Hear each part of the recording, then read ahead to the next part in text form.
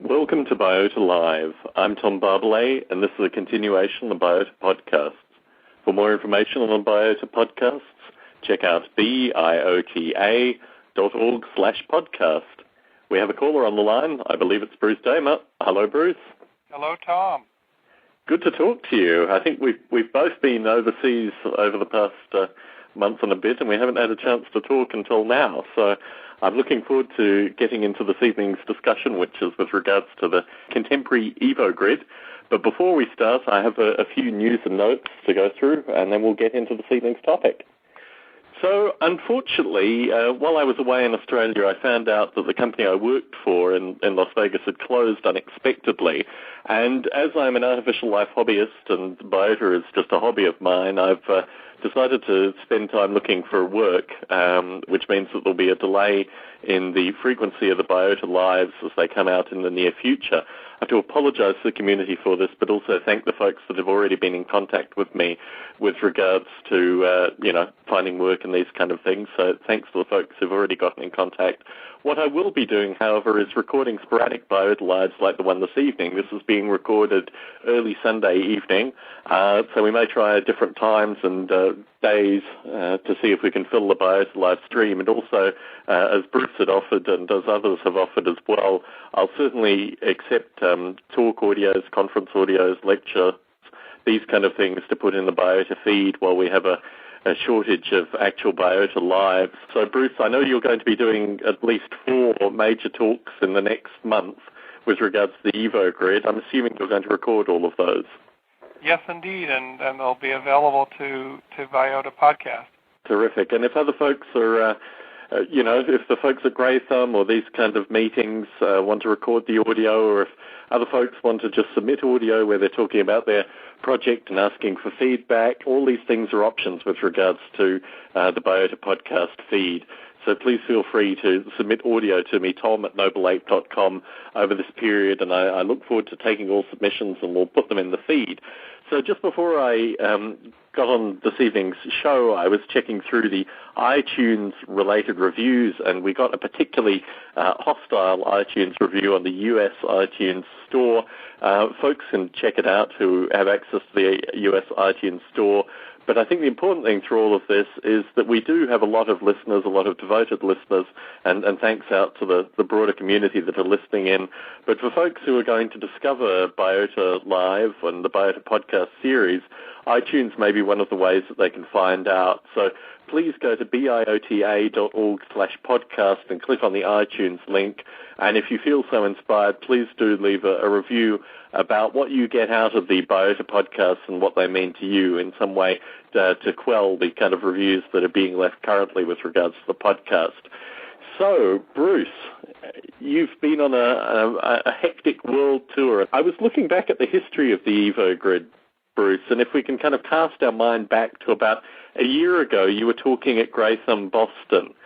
For folks who are familiar with that kind of history associated with the EvoGrid, what remains the same in terms of what you were talking about at Grey Thumb, Boston with regards to the contemporary EvoGrid project?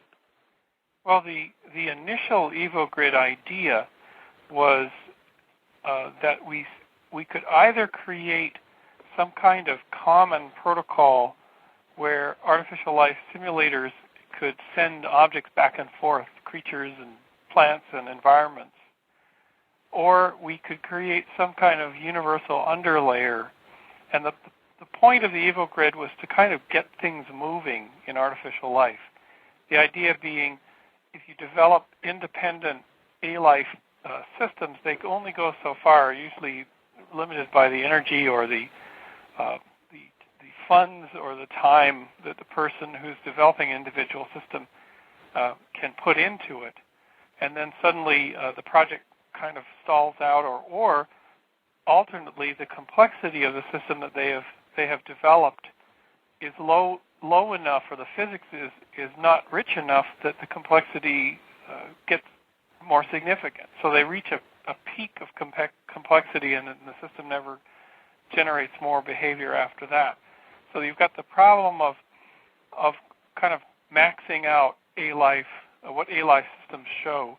And so the idea of the EvoGrid was one way to get over that problem is to network them all together so that they communicate and you get a richer total environment. The second was to build what I called at the time EvoGrid Deep, which is to make something that is a common soup, if you might think of it that way.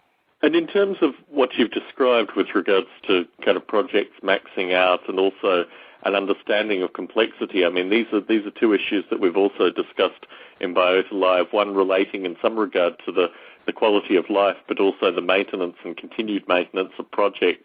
And also on the other side, something which I've talked most recently, obviously, with Zan Gill about, the kind of philosophy that is associated with artificial life, and the kind of meta-theories need to be strengthened and matured in such a way that we can explain these complex systems and actually utilize that in some kind of positive movement into the future, artificial life as being part of some kind of broader simulation science. So, I mean, in tackling these questions with the EvoGrid, you've described the way that the similarities that exist with regards to the project a year ago. But, I mean, just kind of going through all the places that you've been in the past couple of months, starting with Flint in particular, can you describe Flint and can you describe the feedback that they gave to you with regards to the EvoGrid? Yes, and there was a precursor to Flint, and before I get to Flint, as the listeners may know, many of them may know, both Tom and I were involved in Richard Gordon and Joseph Seckbach's book, which has come out in the last few months, called Divine Action and Natural Selection. And we both wrote chapters for that book, and it's really a compendium of thought about, the dialogue between science, faith, and evolution. Creation. How did creation happen? Did it happen on its own? Did it happen because of a deity, a guiding intelligent hand, et cetera, is sort of one of the great dialogues of our time. And in this book, I wrote a chapter called The God Detector, which you can kind of guess what that would be about, the engineer's approach to those who believe that God influences every step of our lives. If God does do that, then you should be able to build a detector to detect God. But Dick's chapter was about Hoyle. This is the physicist Fred Hoyle.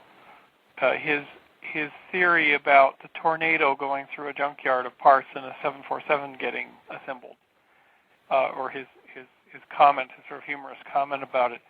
And what Dick posed is he said, look, you A-lifers, what you really need to be focusing on is an origin of artificial life. You need to be not going in and creating systems that you think have lifelike properties by building some bodies and building some genotypes that make phenotypes, but by starting from scratch, where you start from basic elements, keep your hands off the system, and let an origin occur on its own. Not messing around playing intelligent designer or God, or an artificial God, as Douglas Adams would describe it, but letting the origin of artificial life occur. So I got fixated on this challenge that Dick made, and actually wrote in my chapter saying, by the way, Dick's chapter later in the book is what I think the EvoGrid project should take on. And at about the same time, the book Protocells was coming out, and Protocells really described all the research of groups around the world that are trying to make chemical primordial cells, vesicles, out of my cells, fatty molecules coming together and making these vesicles or vesicles, putting RNA into solution and seeing what it does, and trying to do things from in chemistry, which is known, Mark Bedeau's terminology, is wet artificial life, whereas in software it's, I guess, soft artificial life. There's an artificial life movement called hard artificial life, which is more akin to robotics. And so all this was going on, and I was fortunate enough in London in February on Darwin's birthday. I was doing a presentation on the EvoGrid, which was evolving toward an artificial origin of life challenge. I met Martin Hanzik through Rachel Armstrong, who pulled all these people together out of the A-Life 11 conference in England and pulled them into a seminar on February the 12th at the University College London Bartlett School, and met Martin Hanzik, who came from Steen Rasmussen's lab in Denmark, in southern Denmark, who had just gotten funding over several years to make protocells. And in fact, Steen was I believe the editor of the protocells book. And Martin said, why don't you come visit us? And I was like, okay, what's the cheapest possible flight I can get on stingy Ryanair out of Stansted? And I got myself on this strange airline and took buses, trains, and planes to southern Denmark and was able to look through microscopes at some of the things that they were seeing and looking at how difficult the bench chemistry is to try to make protocells. And had a sit down with Steen, certainly communicate with Martin and the entire group, and then luckily had 30 minutes with Steen. Now Steen, for those of you who don't know, worked at Los Alamos, I think, for close to 20 years, was part of the original artificial life movement, and is a brilliant all-round guy and a really nice human being. Come back to his native Denmark because they've got a 5-year grant to set up this lab. Fundamental Living Technologies, I think, is what FLINT stands for. And he explained how hard it was to do this in chemistry from scratch. And I then explained what I thought the EvoGrid should be about. Fortunately, I had a day of talking to the graduate students in Flint, and one of them, and whose name escapes me, he's French-Swiss, I believe, Jean-Pierre, explained to me literally an hour before meeting with Steen that the real challenge in this whole field is trying to figure out in chemistry how the chemistry ratcheted itself up, and a ratchet being a mechanism in a gear that you move it one little level and it holds itself at that level until you move it again. The ratcheting up of complexity in the chemical soup happening enough times that you get closer and closer and closer to what is a cell or what is something that could be called alive.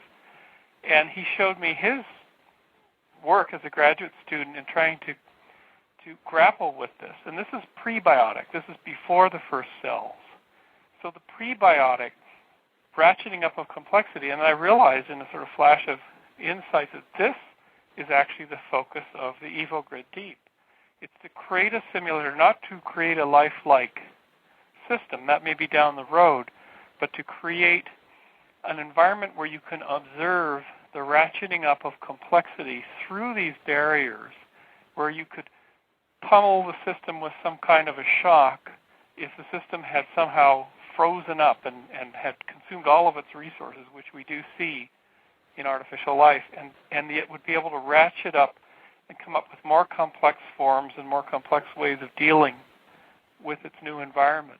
Instead of one set of wiggly little things that always seem to be the same, you get the wiggly thing generation, then you get the longer wiggly thing, and then you get the things that are inside of containers, and then you just see this complexity of pre-virtual biota. Certainly, but I mean, surely the challenge here is, as you say, prebiotic. So you're not even simulating things moving to wiggly things. You're simulating things moving to single cells initially. And certainly, for folks listening in, I had the privilege to hear a lot of Bruce's audio. In fact, I think I heard all of the recorded audio from Flint. And what struck me there was that the Flint folk had a set of in some regard, far more complicated problems than we ever have to consider in soft artificial life, because obviously we can, allow for things like energy and consumption and all these kind of things on a much higher level. But the things that they are dealing with, as Bruce kind of stated initially, is really considerably more fundamental in terms of actually how do you create cells, how do you create things prior to cells, the whole notion of self-assembly. I mean, all these kind of problems in kind of chemical complexity or in a chemical soup seems phenomenally difficult. And I'm interested in your thoughts, Bruce, about whether you think what they're doing at Flint is actually, orders of magnitude more complicated than the EvoGrid, or whether you want to move the EvoGrid into being something that will solve these kind of problems for them. Well, here's how it unwound or wound up. The conversation, as you know, with Steen was intense. I mean, he's an intensely brilliant man and already had thought through all of these things. So even in the 80s, he'd thought through these things.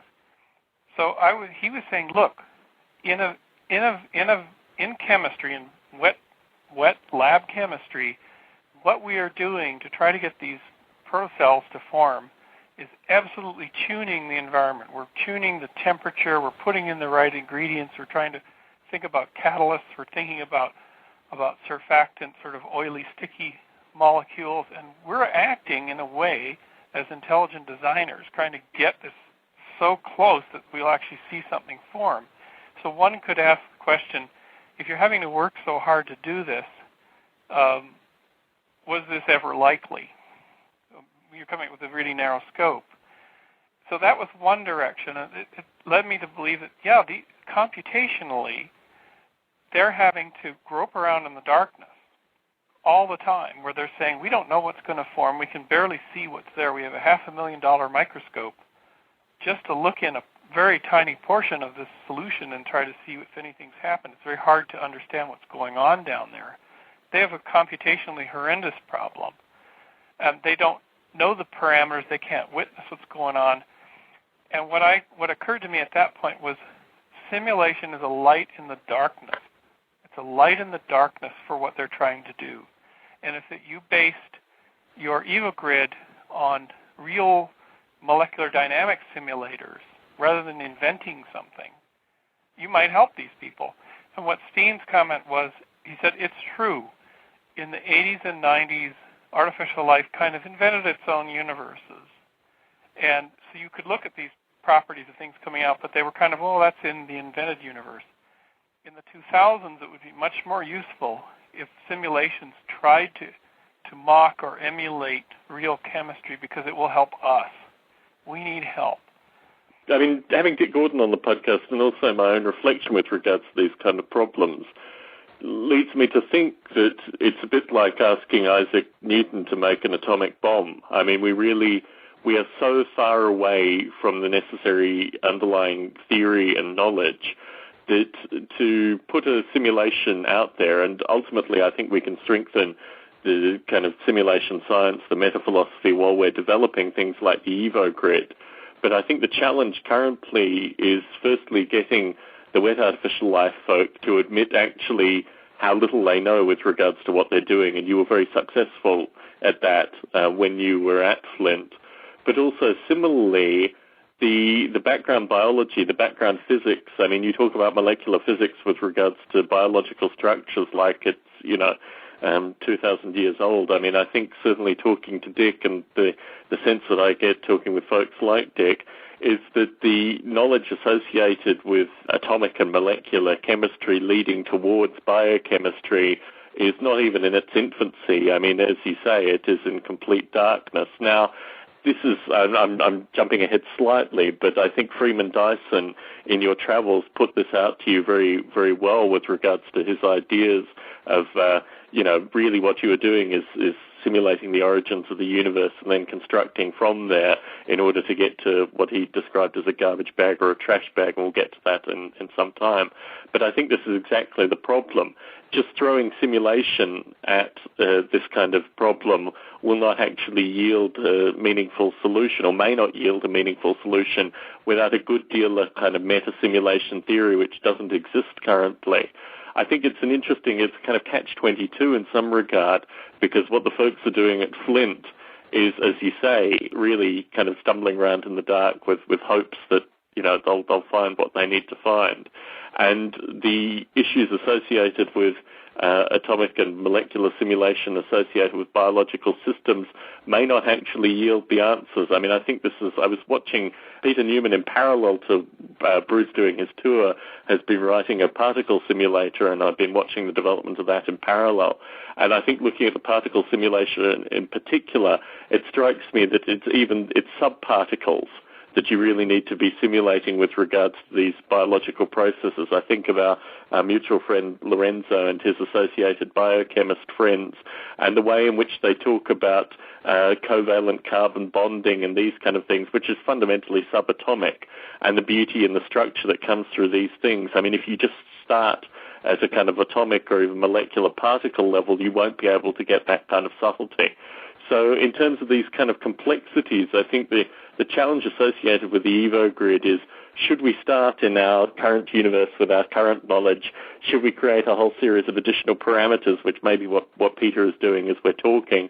Or should we start with something that's sufficiently abstract that will at least show the kind of emergence that we want to see and then map it backwards? And certainly, I didn't get the sense from your kind of conclusion at Flint, there seemed to be a question that was still open, and certainly reading your recent writings as well, it still appears to be open. In terms of your travels as being a meeting of a series of people and asking them, firstly telling them about the EvoGrid and then asking them where they would think the problems would occur, I mean, what was the conclusion with regards to Flint in this regard? And I mean, what did someone like Freeman Dyson do to that whole perspective change? Well, Flint, the upshot was basically in a couple-hour period. Not only did I talk to Jean-Pierre and understand this ratcheting prebiotic challenge, but Harold Fellerman, who's just finishing his PhD at Flint, showed me his simulator. I think he calls it Spartacus or some like that. What that simulator did, all built open source with Python scripting, it did a mesoscale biochemical simulation or molecular simulation where you're not modeling the individual atoms, you're modeling whole molecules. And he would run this for days and days and days, and then he built these analysis functions that would look in the data or look in the matrix to look for membrane formation, virtual membrane formation. And then he would run a renderer that would just simply render a movie of the mesoscale particles moving around. And that struck me as, that's exactly the model that I've been thinking of for the EvoGrid Deep, which is you run a massive amount of simulation, and then you can afford to look at a dump or a snapshot and look for patterns. And this is exactly what Fellerman was doing. And he was seeing these very simple membranes forming. So it was a very, very beginning of the process. But then when meeting with Steen, I realized, I have 30 minutes to talk to Steen, and who knows when I'd see him again. And I said, the real insight here, because he knows all this. He knows about the ratcheting complexity problem, the prebiotic problem, simulation, and then simulating and dumping and looking. And he knows it all. He's been thinking about it all. It's been something he has been trying to get to since the 80s. I said the real magic that we can bring here is two things. One is iterative looking, and at the time I'm still calling this an observer function. I know that Dick has a problem with how do you define that the system looks at its own state and decides in some way that there's more self-assembly or self-organization going on in a certain region or instance of the simulator, and decides to follow that and allow more simulation nodes to occur around that particular mix, and chases down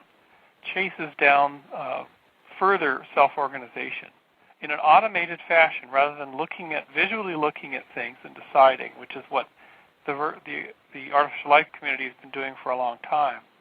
And when I said that, and I also said to Steen, and we can harness the BOINC network at Berkeley, UC Berkeley, which does SETI at home and gene folding at home, to harness hundreds of thousands or millions of computers and petaflops of analysis, because you can get that if you can qualify something into their network.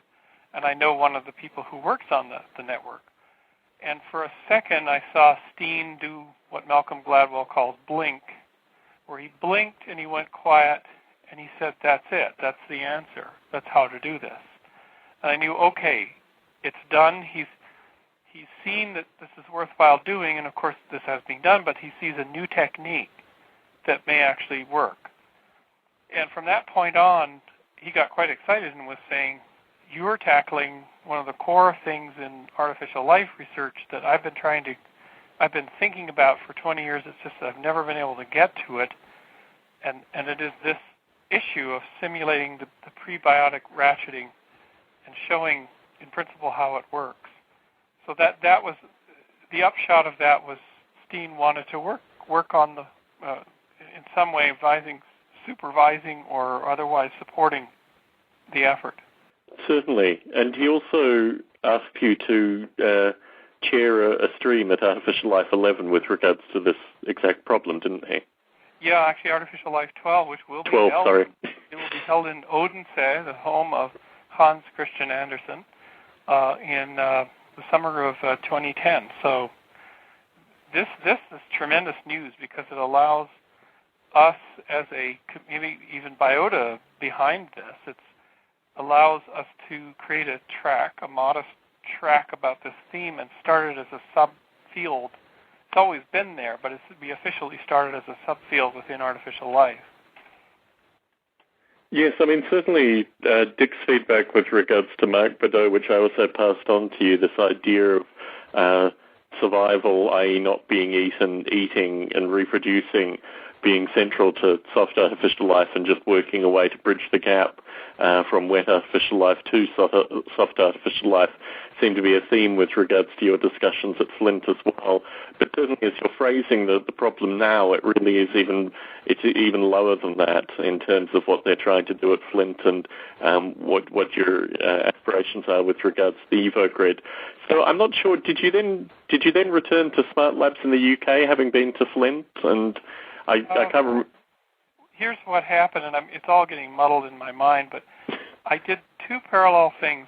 Going to Flint, at the same time I wanted to go back into computing history, and many of the listeners know that I have this collection called the DigiBarn Computer Museum, and I'm ever fascinated by the origins of computing, digital computing. So I went to Bletchley Park, and Bletchley Park in the United Kingdom, just north of London, is where the codebreakers were in World War II. And it was not a small operation. It was 10,000 people on this estate that had been purchased by the Army or by secret folks. And in the main house, they were there, and they built all these buildings. And in Bletchley Park, they built the code-breaking machinery, including the Colossus, which was secret. It was destroyed after the war and kind of lost to history. But in the last few years, a fellow named Tony Sale, from just a few photographs and a few diagrams and people's memories, rebuilt the machine from scratch and using original parts. And you can see this working on the open days at Bletchley Park. So Tony actually gave me a demo of the machine, and it takes in these tapes at 30 miles an hour, these paper tapes, through a photoreceptor, and runs through this data flow algorithm through these 2,500 vacuum tubes or valves and out onto a teleprinter. And it could crack codes in hours from the Navy Lorentz codes, I believe they were. And it led to the success of D-Day and many other things. The Colossus was truly a colossus in computing. People who had worked on it went on to the United States and to Manchester and other computing projects. So it was tremendously inspiring to see this world's fastest computer in the 1940s, special purpose computer. I then went the next trip was out to the Institute for Advanced Study in Princeton. And on the history side of things, I had asked for and got permission to go to the archives of the Institute. And the archivist, very kind person, had assembled all the materials on the electronic computer project at the Institute that started in just after the war, and it concluded with the coming on of von Neumann's amazing machine in 1952 that was just the cat's whiskers of computing. It was the first machine in which you didn't have to spend a week patch coding in a custom configuration to run a 10-minute calculation. You loaded instructions, and it read its own instructions, and it ran the program, and it referenced very fast memory on cathode ray tubes called Williams tubes. There were 40 of them. They look like cylinders on a hot rod engine on this machine. The machine is in the Smithsonian, but it was built at the Institute, and it defined every computer that you are on today pretty much as a von Neumann design at its core. And I was able to go through not only the von Neumann computer project, but also one of the first large-scale scientific programs written for it by a fellow named Niels Baricelli, who appeared at the Institute in the spring of 1953. He was a self-funded sort of biologist come computer person. Of course, there weren't computer scientists in those days. This was really the first truly functional computer ever made. And he decided he was going to create a software that would show how biological mechanisms could exist and how the process of evolution could occur. And the program was called the Numerical Symbioorganisms. And I didn't know anything about this until I read George Dyson's book, Darwin Among the Machines, where he talks about growing up around the Institute where his father is still a professor there, and finding the remnants of this old machine, and then learning the history later, learning about this first artificial life program by Baricelli, which by August of 1953 had exhibited the traits that you would see in Tierra, 30 years later or so, which is strings are copying themselves, there's natural selection going on, there are parasites emerging. And Tom, the most amazing thing about looking through this material is when the archivist unrolled these blueprints, and it was called the Baricelli blueprints. But they're not blueprints in the way that you would normally expect, which shows schematics for designing a machine or something. These are actual camera shots of the front face of the cathode ray tubes, Williams tubes, where the cache memory was stored. So there are lit pixels on the screen. So the memory of this machine was visible. It was lit spots on a television tube, on 40 television tubes. So what Baricelli did was somehow they took a camera and they took pictures of the CRTs while the program was running, or maybe it was halted, and they could see the layout of the symbioorganisms on the fronts of these cathode ray tubes. So you're actually looking at the state of the software directly with your own eyes. And so they unrolled these blueprints, and I took pictures of them for my own records of the very first artificial life, biologically inspired program ever written right there. And I handled the punch card deck that actually loaded it into the machine, and some of Baricelli's notes, and his paper that was published in the summer of '53. And it was extremely inspiring. So by the time I got the chance to meet with Freeman, we met with Freeman several times, I was pretty primed, because Freeman was around in the Institute, knew all these people in those days. Before we move on from Baricelli, because I had the privilege of seeing some of your photos as well, and just to convey to the listeners, it is quintessentially artificial life. I mean, it's like Tierra on paper in terms of these photos, and it's really very impressive. But I think the interesting question with regards to Baricelli's work is, what can we learn from it as contemporary artificial life simulators? What are your thoughts with regards to this, Bruce? Well, what we can learn and understand, this computer was a 5 kilobyte universe. Despite its size and the heating that it put out. It was a 5K machine.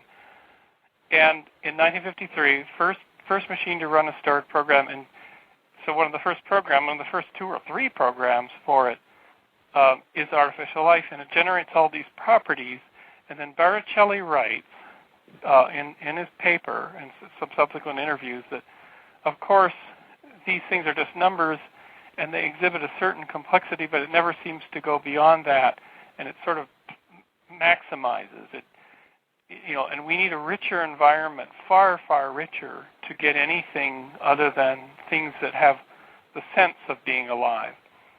And that sort of also crystallized my idea for the EvoGrid, that again and again we're hitting these plateaus of complexity that we don't know how to break through. And if Baricelli hit the plateau within 2 months of running on the von Neumann Institute machine, that would certainly set the pattern for the rest of us to keep hitting these plateaus. So it's a multi-decade quest to, now that I think we can look back and then understand how difficult it is, but understand what the limitations have been all along.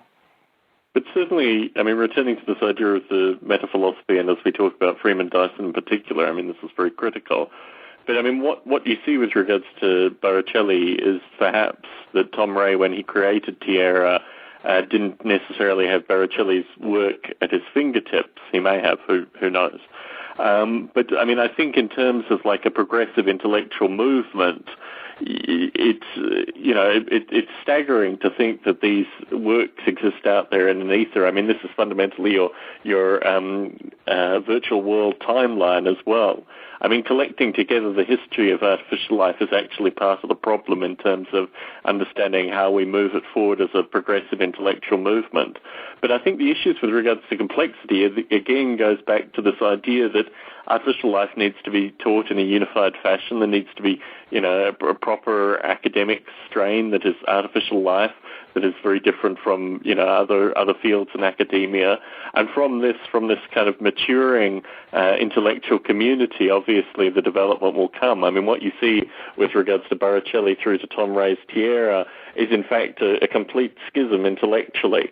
And what we're doing here in terms of historically collecting these things is actually putting them side by side where they may not have historically ever been put side by side previously. I hope we will have Tom Ray on a future Biota Live to discuss this very point.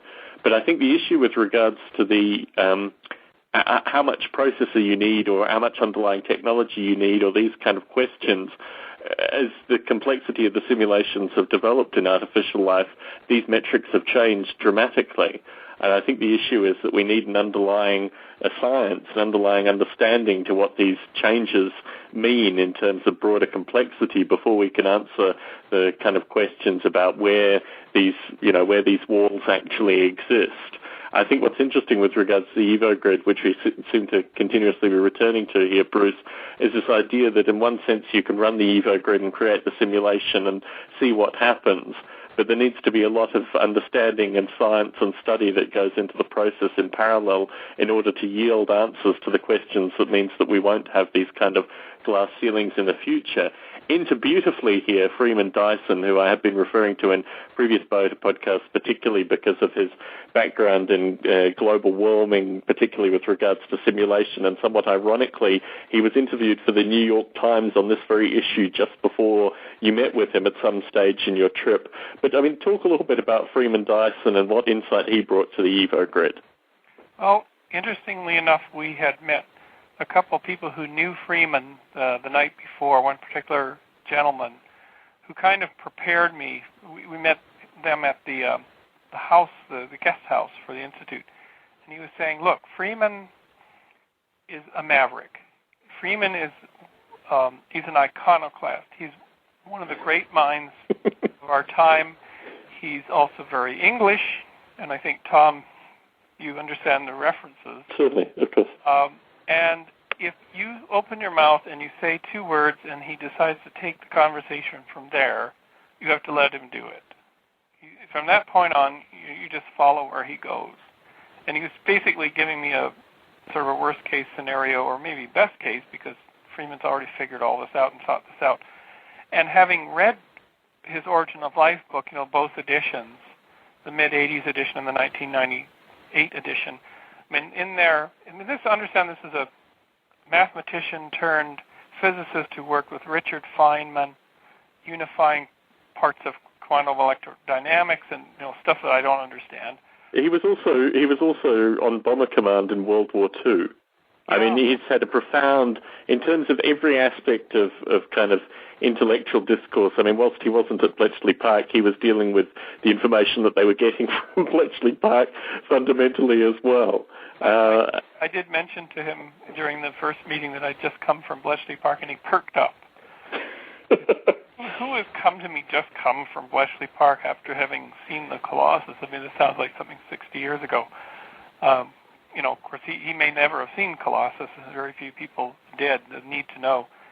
But, yeah, Freeman in the 50s and into the 60s, because he was at the Institute for Advanced Study, and if there are people who don't know about this institute, it's an amazing place, was established through the wealth of a New Jersey department store couple that owned a chain that had sold themselves out to one of the other major stores, maybe Macy's, in September 1929, a month before the stock market crash. Took the wealth and wanted to do something significant for the state of New Jersey, and was talked into establishing this institute by an impressive gentleman. And they built it next to Princeton, but it was an institute meant for pure study, no laboratory work, no students, no degree granting. And there was initial discussion of it doing doctoral degrees, and they just never have done it. And it's a place where you go and you can have license to do crazy things, to do things that don't have practical application. You're away from the hustle and bustle of the cities. If you're a professor, and there are only a couple dozen of them, you have a guaranteed salary for life. The institute pays your mortgage on your house, and you have great meals and staff that serve your every need, and that's for professors. You also have visitors that come, members and visitors, and I can't quite figure out what the difference. Nobody seems to know what the difference is. Members and visitors that come and work with you from outside, and many of them are young people. String theory has a major element at the Institute. There's string theorists at tea all the time in a clump in the corner of tea. And there's tea. There's tea at 3 o'clock in the afternoon every day. Very English type of tradition. Of course. That your father would have been. Very much so, yeah. As a young child, I was raised at tea, so I know it well. So here you are, and here's Freeman. Of course he's able, because he's at the Institute, because he's a professor, he's able to switch to biology at one point and say, I'm going to study the origins of life. So he came up with what he called the double origins of life theory, which is that life was, one bit and then another bit, a cell and a replicator, and then somehow they got together, that life had to have started kind of at multiple points of complex objects that then later linked up. It couldn't have started as one machine. So Freeman does this, and throughout his career he's able to take on multiple. He takes on nuclear disarmament, and he's part of that. He writes for the New York Review of Books. He writes books.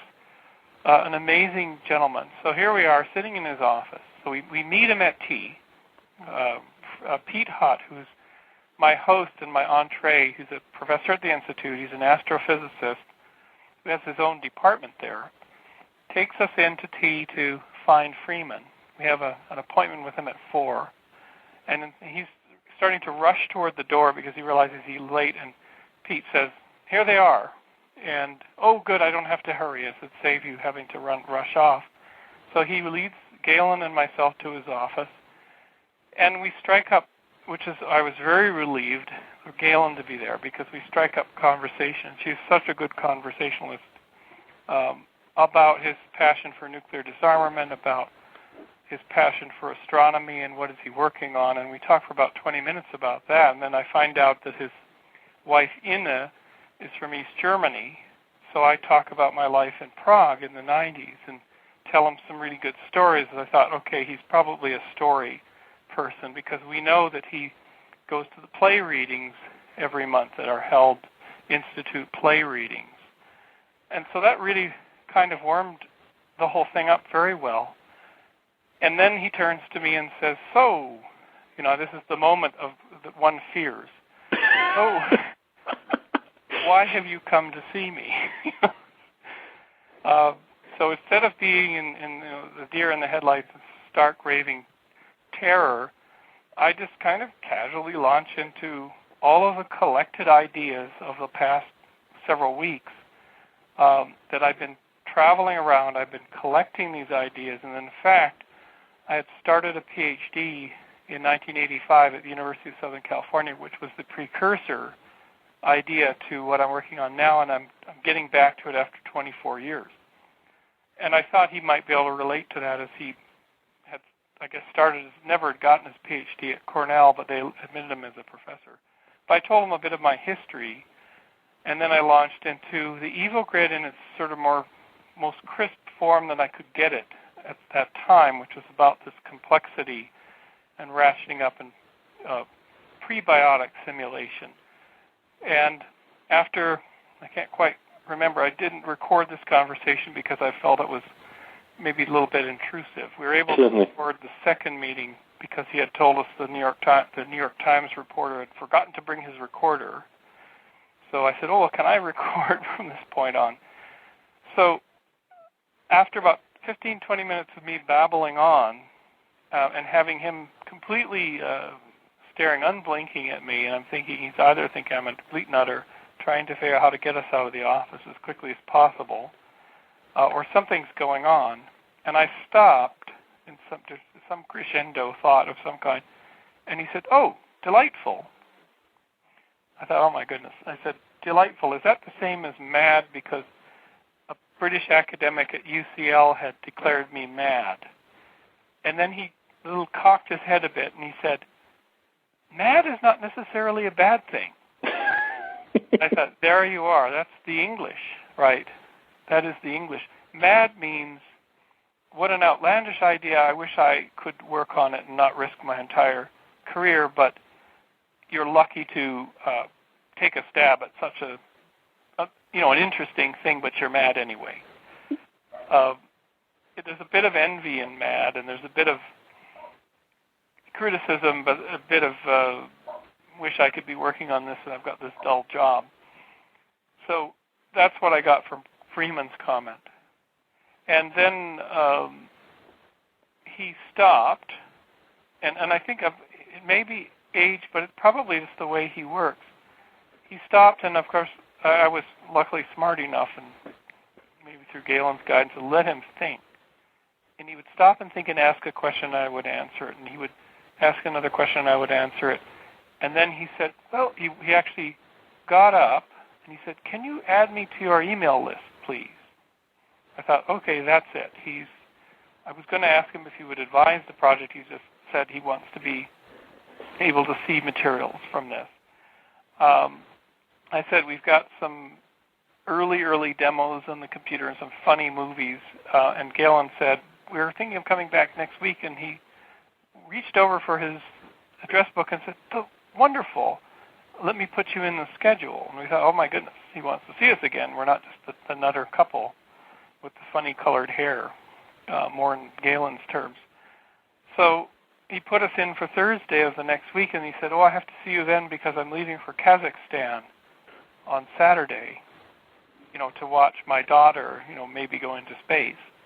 And I said, in order to get in touch with you, to George, I emailed Esther, and she gave me George's email address, and she said hello, because we've known her for years. And I said, would you say hello to Charles, and this is Charles Simonier, who is actually was the space tourist preparing. Esther was the backup crew in case Charles got the sniffles that morning. She would climb on the rocket. She was the backup crew. And George had been in touch with me and said basically, come by and see you. Don't do any elaborate sort of setup or anything. And they were all turning out, going to Russia, going to Kazakhstan to watch this launch, as they all did. And it turns out that Charles is the head trustee for the Institute for Advanced Study. So I think the fact that I knew two of his 6 children enough on speaking terms, and I also have Charles Simonier has been involved in the DigiBarn Alto History Project. And he also sponsored Dawkins. for many years at Oxford. And if you looked out Freeman's office window on the Bloomberg Hall, and you look straight across, there's the Charles Simonyi Building Mathematics Hall. So definitely, and you look the other way, and there's Pete Hutt across in Building D, and then the T on the right. I mean, it's quite a. So the Institute for Advanced Study, the current idea is that somehow, and I can't really divulge how because it's in a proposal, that I'll be working with Pete and other people at the Institute somehow on the EvoGrid. I think you've missed a critical part of the story, and this is certainly something that I found fascinating. The insight with regards to the multiple origins of life that Freeman Dyson offered is fundamentally that life comes out of funk. It comes out of, grotty, grimy environments that are allowed to kind of heat up and cool and do all these kind of things. But it's fundamentally, is his term garbage bag or trash bag? Yeah, his term from the book is dirty trash, or trash bags full of dirty water and gunk. In his metaphor in the double origins of life.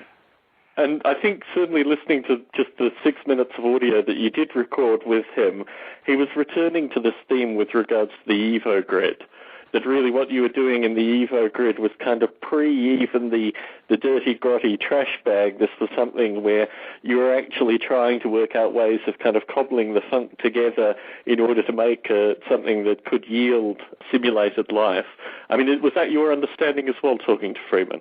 Yes, and in fact, it mainly came across, we showed him the EvoGrid movie, which is very fanciful, and perhaps my mistake is that it started in and I didn't turn up the volume. He didn't hear, he may be somewhat hard of hearing. I certainly will be if I'm 85, if I'm still around. But he may not have understood that the movie we were showing was very fanciful and very simplified. And the movie, of course, the EvoGrid, the movie, the first version, which is public now, shows really simple sort of particles moving around, and then these trash bags emerging that suddenly have more complex behavior, and it's extremely cartoony. And so his critique of the movie was, it's not real. I mean, it's not. And of course, I said, of course, it's not real. It's a notional, cartoony representation of this thing. I did then show him the Asteroid Eaters version of the EvoGrid movie, which is basically the Dyson's trees concept. And for those listeners who don't know about Dyson's trees, it's something Freeman wrote a couple of decades ago about that the habitable surfaces in the solar system may be in the Oort clouds and the asteroid belts and the cometary halos. And if you could evolve or engineer things that could live on their surfaces and heat up that material, you'd end up basically vivifying the solar system. You'd end up creating life appropriate to the solar system, not just to the surface of the Earth in these very, very limited temperature and pressure regimes, and liquid. And so I said, I'm going to show you another version of this that is kind of aimed at the Dyson tree concept, and then told them about my 10 years of work with NASA on simulating missions and recent work on asteroid, and how I felt that actually lassoing and bringing asteroids into Earth orbit is kind of could be a Dyson's disk. If you wanted to look for civilizations, they would maybe have Earth-like planets with great disks of material that they were mining and producing their own biota to live on, because they realized they need biota as a stepping stone. And he seemed to be all quite interested in that, and I was very, very honored that he watched the Asteroid Eaters variant, and that will be public pretty soon. Ryan is working on the final versions. So in the end, he wanted to meet, that was the second meeting, showing visuals, and I showed some of Peter's early simulation work. And a little bit more about Peter's work. What we decided to do is go sequentially through existing open source chemical/molecular/particle dynamic simulator packages that already have years and years of work in them, and see if we can take one as the basis and modify it to do an EvoGrid prototype. And so Peter went through Espresso from the Max Planck Institute, another one, and now he's looking at Chromax, which is he seems to be quite impressed by. So what we're doing is actually installing these platforms, and we're pumping them in with particles and properties and relationships, and then running them and then looking at rendered outputs of small areas. And it saves a lot of work than having to start from the first line of code, as you could imagine, Tom, to start with these platforms. And the platforms are already built by people who want to be able to simulate chemistry. So anyway, that's then we had lunch with Freeman and talked about pigs. So moving into what Peter Newman is doing currently, I mean, I've been following this as well, and certainly the films that are coming out seem to give an almost kind of Big Bang-like start with regards to then, the particle interactions, become intricate, and these kind of things are observable certainly in the graphics that are produced. But in terms of the ideas of the observer function and how this will work, I mean, is the plan, certainly the most recent one that you referenced, the name has just escaped me, I think it has an X at the end of it. It deals with relatively small kind of cubes of particles. Is the plan to put each one of these cubes on a different processor or possibly through the BOINC network and see what comes out of these various cubes? And will those cubes, each of them, have their own observer function to kind of tick off when it gets to the point of, necessary interestingness in order to do massive simulation at that particular area? I mean, is this the way you're seeing the EvoGrid currently, Bruce? It's still a huge open question in the air, and I'm for the next several months, I'm going to be on a quest seeking advice.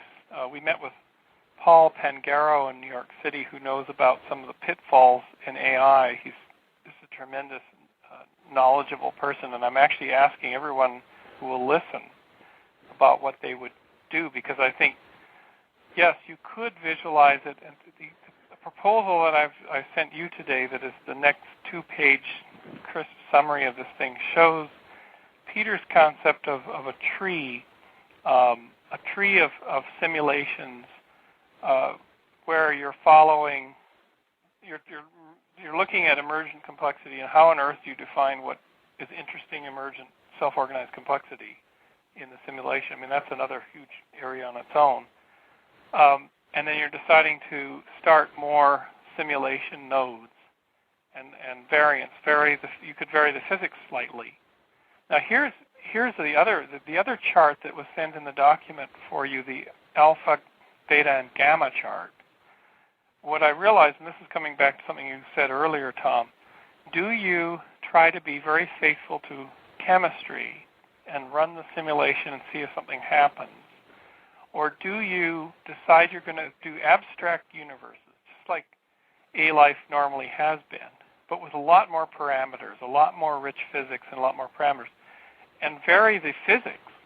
So in the chemistry simulation, you're not allowed to vary the laws of physics in the simulation. You're only allowed to vary things like heat and inputs and energy sources and sinks and whatever, and how many particles are there and what kinds of particles. But you may wait a long time to see the complexity. If you were able to create artificial universes with wildly differing properties, you might be able to hunt down emergent ratcheting complexity faster. And so I had this conflict in my head of, you have to choose one or the other, and then it occurred to me, just do both. Just make both as the goal, because you can run one saying, we're trying to be a light in the darkness for the chemists. You run the other one saying, we're wild-haired complexity theorists that are trying to find complexity, increasing complexity at all costs, and we're willing to invent weird universes to do it. And that's a very institute type of way of approaching things. There would be a third variant, which I call gamma, which allows users to muck around. And it would be the interactive version where, here's your chemical simulation. Why don't you try throwing in, take your virtual beaker and pour in these surfactants, or throw in a complete protocell and see if it breaks up or not. Or in the wild universe version of gamma, you have, let's try this universe and let's throw in this large Borg-like structure and see if it gets broken down into bits that then get self-organized. Throw in the sugar cube, and so all of this, it's become a grid of possible EvoGrids, a grid of EvoGrids. And the first two aren't mutually exclusive. I mean, certainly the point that I wanted to make through our correspondence is that you can have a real-world simulation that is just a series of fixed variables, and then you can do the possible world simulation based on the real-world simulation, but with, as you said, variables that are fixed now being relatively fluid in kind of, how many dimensions you want to do it. What interested me with regards to the idea of the user tinkering version of the EvoGrid, because, this is a theme that's gone back really to the origins of the EvoGrid, was something that you said, I think, to the most recent fellow that you spoke to, was the idea that this could be something that was almost a museum piece, that people could enter a computer museum or a biology museum or something like that and tinker away in their virtual petri dish and then throw it back into the EvoGrid. And certainly my own kind of sense with regards to these kind of projects is that you give that to the internet as well, and then you get the really obsessive people that will spend hours, days, months, years tinkering away and doing that kind of interaction, and certainly you'll find something interesting from that as well. But in your travels, and certainly through our correspondence, there have been two, what I feel are almost competing themes, and I've described this back to you as the idea on one sense of building the EvoGrid, which is what you talk about doing in some regard, and certainly what Peter Newman is kind of tinkering with currently, and also the idea of summoning the EvoGrid, which is a theme that has also been going through in terms of your meeting people, in terms of your sowing the seed of this idea of the EvoGrid with the view that what will come out of it will also be a community that will understand and develop the EvoGrid. And certainly my own feeling with regards to building the EvoGrid is that the challenges, both financially, logistically, and also with regards to your personal time, will probably be astronomical in terms of you taking not necessarily a managerial role, but certainly an overarching role in terms of the kind of mad scientist that actually builds the EvoGrid. Whereas what you've been doing so far has really been fundamentally sowing the seeds in a sufficient number of minds that you are almost summoning the EvoGrid out of this kind of collective intelligence. Do you want to talk about these two notions and the way that you see them being resolved? Yes, and I want to thank you, Tom, for so eloquently and brilliantly stating this, because when you wrote Summoning the EvoGrid, it really started to clarify my thinking about my role. Because in truth, if you look at the young graduate students that are coming to the Institute or other institutes, they're specialists, but they're incredibly informed. They have had incredible mentoring, and they've written papers, and they have incredible deep knowledge in certain specialties, knowledge that I will never have. I'm very much a generalist. I believe that I came to the right spot at the right time and put together the idea in a unique way, and I'm approaching some of the right people to further develop the idea, yourself included. And if I'm summoning it, which I think I really did in the mid-'90s, summoning the avatar by creating the Contact Consortium, creating the conferences, writing the book, and doing 1,000 demos, 1,000 public talks on avatars. I helped to summon the avatar in the virtual world, the social virtual world, into existence. Sometimes the summoner doesn't really get credit, but occasionally someone comes up and said, you did a talk in 1997 and I established my whole career based on what you showed, this early virtual world. And that's pretty satisfying. The fellow who tracked you down at Burning Man as well, I don't remember whether you attended the most recent Burning Man or whether it was one before, but I remember seeing a photo of a fellow proudly clutching a copy of your 1997 Peach Pit Avatars book, and I could tell that he was a devoted fan that knew that you were going to Burning Man and had to track you down at that one event. So I think there are people out there certainly that do appreciate your work with regards to avatars, Bruce. Thank you. And in fact, there's just a documentary film crew here. I was talking to them about the history and the future of the medium. But so last night I was sort of pacing the floors here at the farm, saying, what is my role? What is my role? And I'm really coming down more to it being the summoner or the Johnny Appleseed, but who also has an approach and has come up with what may be a key innovation, a co-conceiver of an idea, but really in a leadership role, conceiving some of the fundamental bits. And then as others come up with challenges or questions or other fundamental bits, I'm synthesizing that in. So it really is a collective work. And what I've told people, I said, look, when a paper is published based on this work, it will have 300 names on it. It'll be just like one of those cyclotron papers, because it has to acknowledge at least a couple of hundred people that will have contributed intellectually.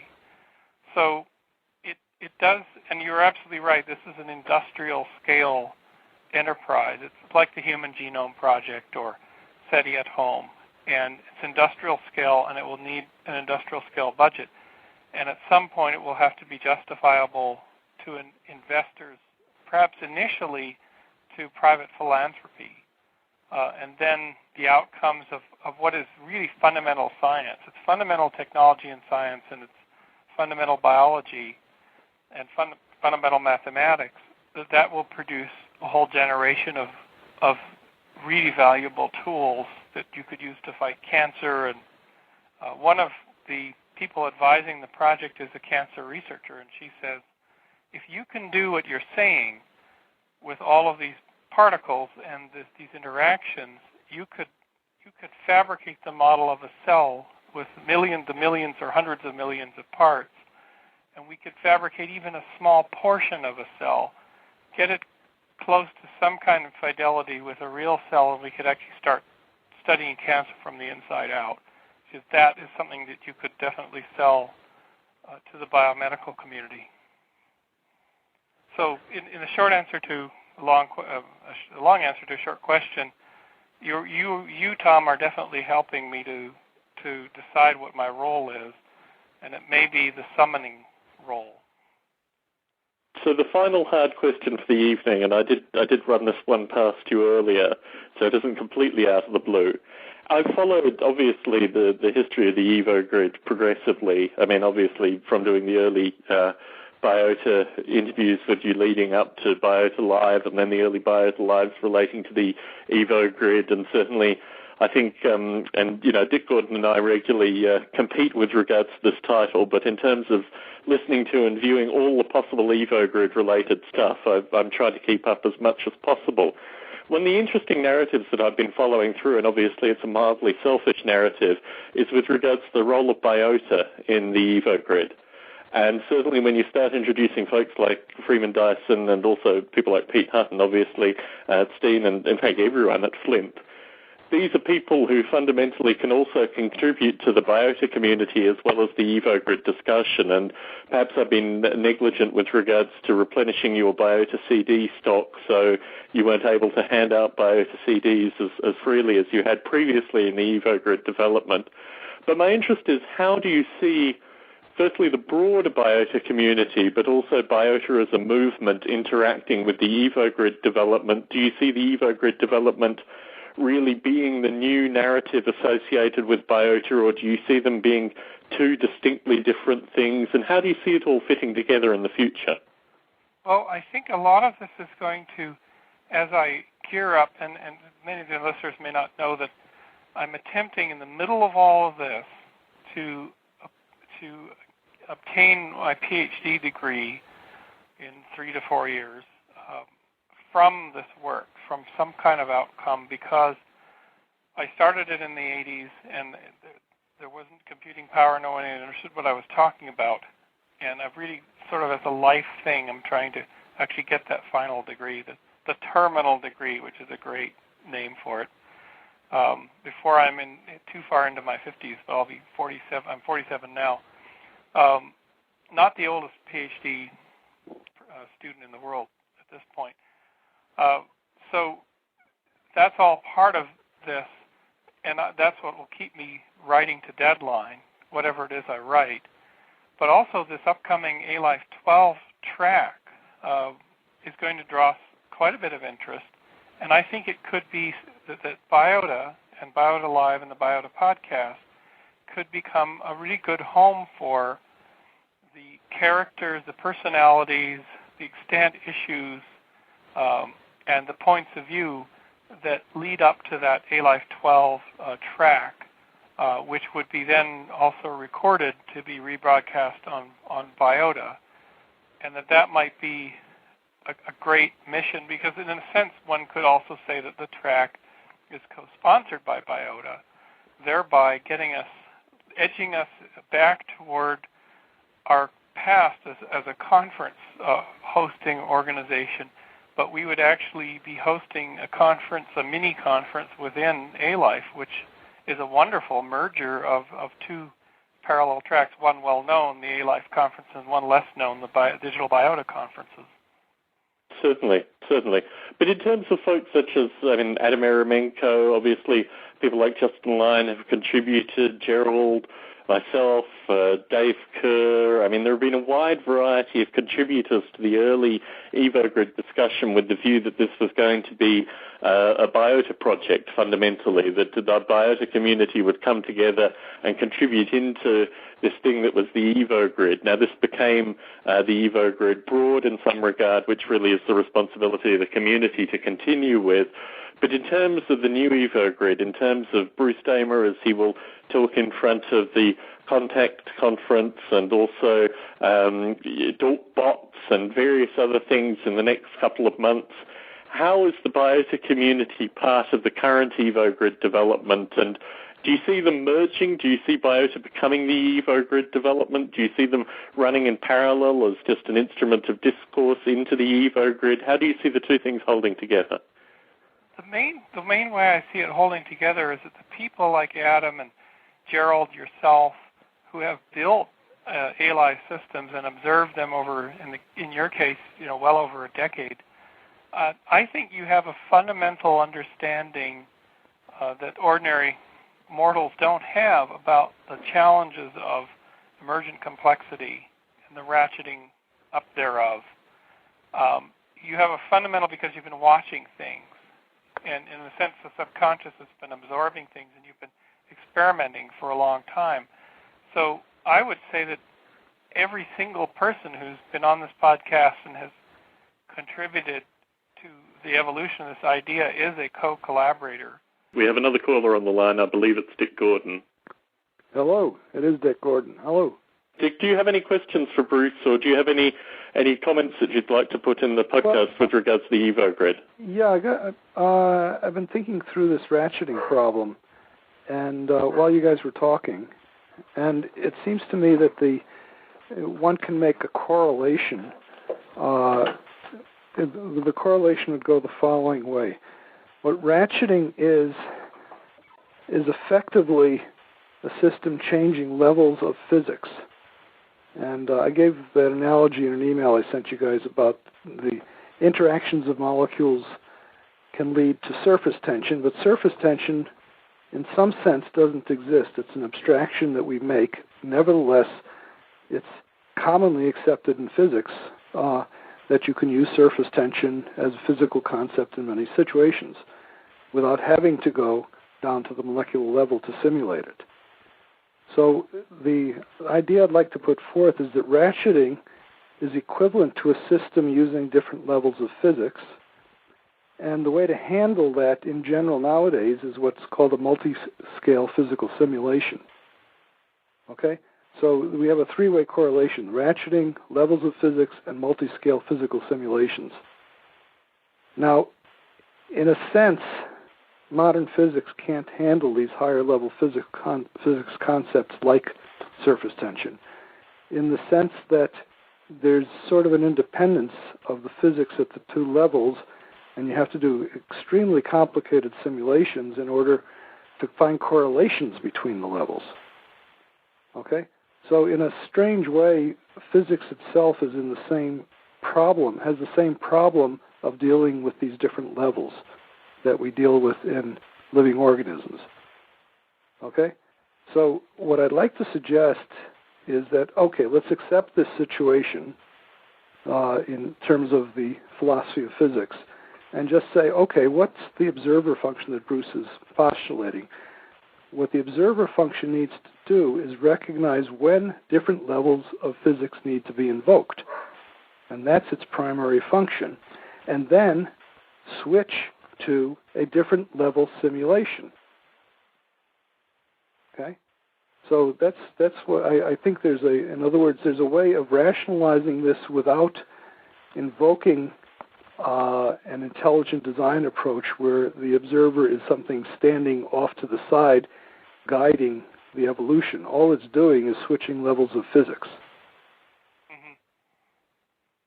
And how would you advise Bruce to approach this, Dick, with the view that Bruce is currently looking at particle simulation? Yeah, well, let's take something terribly simple, and that is in a zero-gravity situation, suppose you were doing a simulation of molecules that had the possibility of forming droplets of liquid.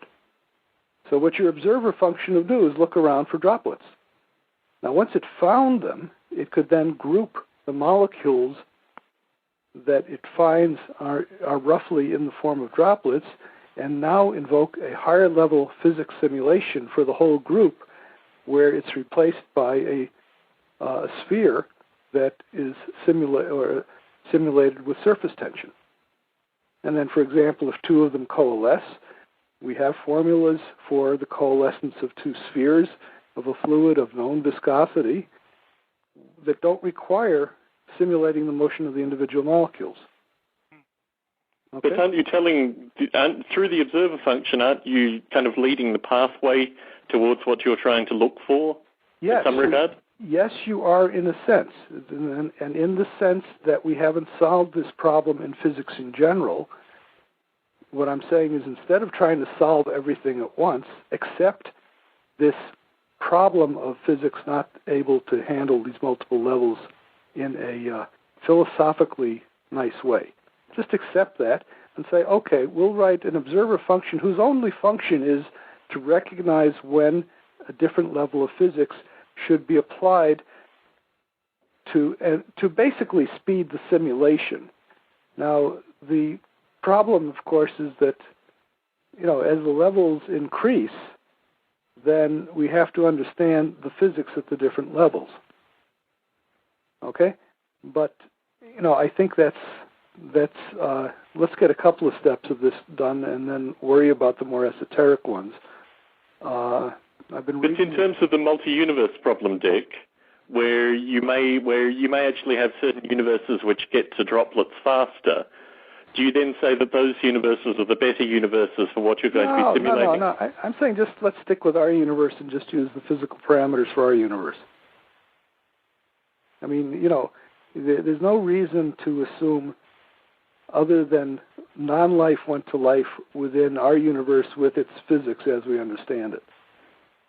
That's kind of the basic assumption.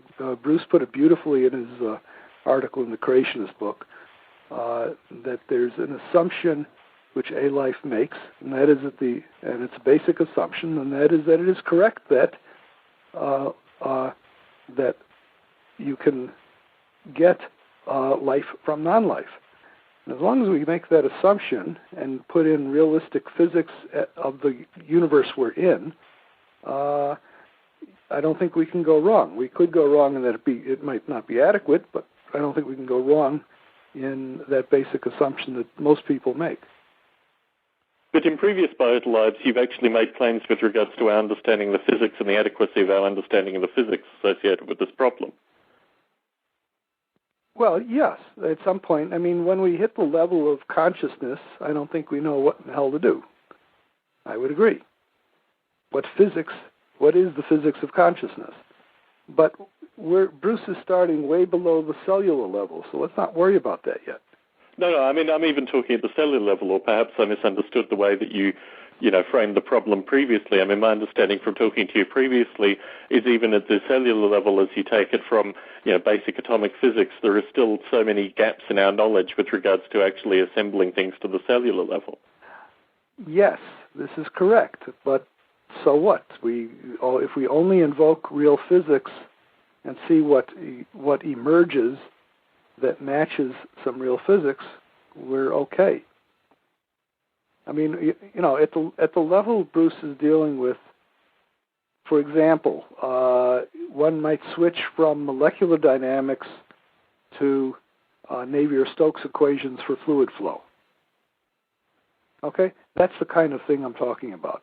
Now, those are well accepted, and there's a huge literature on this higher level physics, even though the transition between them is not always smooth. So, is a faster method just to take your collection of observer functions and work out how to actually find a kind of fastest possible movement through the selection of observer functions that you present? I mean, obviously that's the right. challenge. In other words, there's a tree of physics, so to speak. Okay? We can think of it, for example, one level is the relationship between atoms and molecules, as an example. Another level might be the relationship between molecules and a fluid. We'd have to think through carefully. Once you've got a fluid, you can talk about, when do you have sharp enough boundaries so that a surface tension should be invoked. Okay, this is the kind of thing which I'm saying. So as a simulation runs, the observer function is looking around for clusters of lower level stuff that can be lumped together into higher order physics. But that's all it does.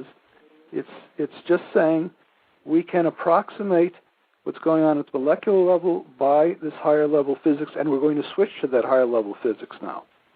It will speed the simulation, simplify it, and give us things to handle in terms of understanding what's going on at these higher levels. We don't have to look at it all as a chaos of molecules in which we're trying to see a pattern. So the observer function, I think the observer function is the wrong word because it ties in with a mental function. I think since Bruce just coined that a couple of days ago, I think the thing is to get rid of it and change it to something less subjective. It's a function which recognizes the appropriate level of physics to be using. I mean, it could be and I completely agree, and in fact, even as long as a couple of years ago, as I was sketching out nerves and trying to figure out things, it just occurred to me, as soon as a vesicle forms, you're at a meta level now. You have yes, exactly. So why not recognize that? And you recognize that, and you switch to your vesicle. Yeah, and once you have a vesicle, you can have flow through it. Okay? So you recognize that flow can occur, and the thing can confine a fluid, and therefore pressure can occur. Pressure is an example of a concept which is an abstraction from lower-level stuff, but it's nevertheless a concept that has a very rich physics going back to at least the thermodynamics of the early 1800s. Mm-hmm. Okay? So, there's all sorts of, the whole development of thermodynamics is a higher-level physics. The ratcheting up is ratcheting to different physics models. That's right. Fundamentally, that's what's going on, and that's what allows you to ratchet, starting with this origin of life at a molecular level. The ratcheting is ratcheting to different levels of physics, and I think if you... And this was brought up, the gentleman I forgot to mention, Arnie Levine, who, if you look him up, he's an eminent figure in genetics, and he's the man who brought biology to the Institute for Advanced Study. Freeman wanted it for 50 years, and Arnie brought it in. And of course, Freeman says, "And I've already retired. This has finally happened." But here's the thing: Arnie, the night before, we were at the Marquand house, and we met. Arnie was there, and we met him, and he was an extremely erudite man. He spoke with us for 3 hours. He gave me the advice on talking with Freeman. But he also came up with exactly what you're saying, which is the physics changes at each level. Yes. That's the fundamental thing. Yes. And, okay. And so it's stuck in my head, and I mentioned that also to Freeman, that Arnie had said this, and of course you have said this a long time before. But one of the things that Jean-Pierre at the Flint Group pointed out, he was saying, yes, of course, there's higher order structures emerge, and then you have a different whole different universe, but the lower order stuff is still going on. But you don't have a different universe. You see, the physicists accept that these models are all valid. The higher level models are approximations to the lower level, but they still deal with it as physics. They don't call that metaphysics. Right, but the thing is, what Jean-Pierre was pointing out is, he said you have to understand that there's a feedback going on between the emergent structure and the ratcheted, pre-ratcheted stuff is still going on. It's still going on in there, and even the most fundamental atomic elements are still going on there. So you have to actually kind of run all the simulators at once. Well, yes and no. You see, once you've got, suppose we have surface tension of a droplet. Now, having identified the particles that are in that droplet, we now switch to moving them in a different way. Okay, because we switch to, let's say we've got a drop that's vibrating, or so it's changing shape. Okay, you can now once you've recognized you've got a drop, and that's the function of what you've been calling observer function, then what you do is you let its dynamics drive the lower level.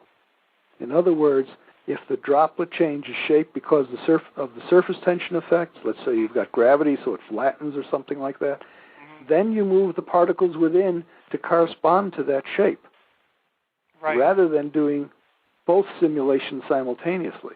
Right, one is now driving the other. The higher level now drives the lower level. Exactly.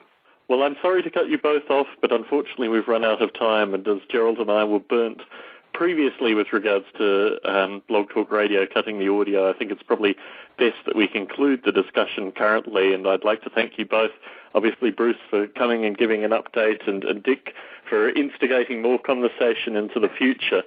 The next Biota Live is open. It may be sometime in the near future. It may be slightly longer. It may be conference audio. But I'd like to thank folks for listening in, and thank Bruce and Dick for participating. Thank